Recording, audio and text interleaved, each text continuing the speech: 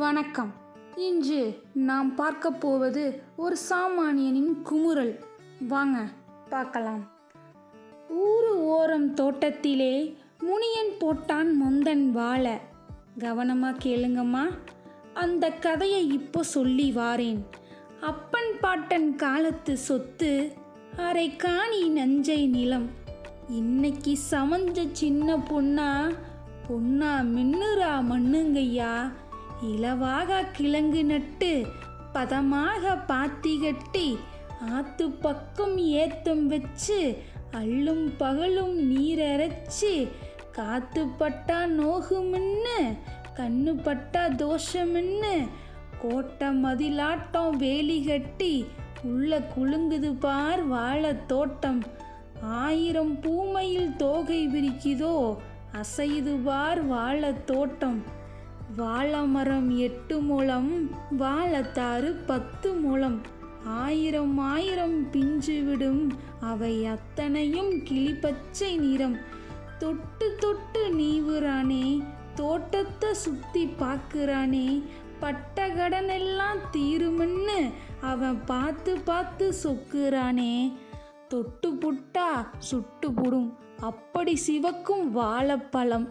7 மலை தாண்டி மூங்கிலு வெட்டி எடுத்து வந்து முட்டு வச்சான்.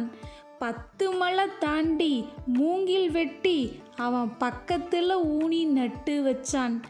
பள்ளிக்கு போகும் செல்லக்கண்ணு, பால்மணம் மாறாத காலக்கண்ணு. பெத்த மகன் இன்னும் பாராம, ஒரு ஒத்த பழங்கூட தாராம. 5 வருஷத்து பஞ்சமடா கண்ணு, அத்தனை கஷ்டமும் தீருமடா. கந்து வட்டியும் பேங்க்கு கடனும் கழியட்டும் பொறு எம்மவனே.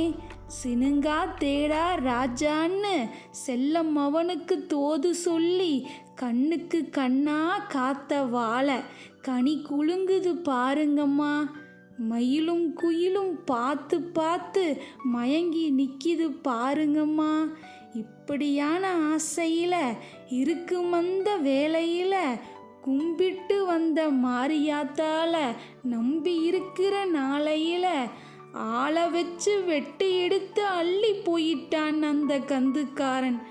லோனு கடனில் மூழ்கின நிலத்தை ஜப்தி செஞ்சிட்டான் சர்க்கார்காரன்.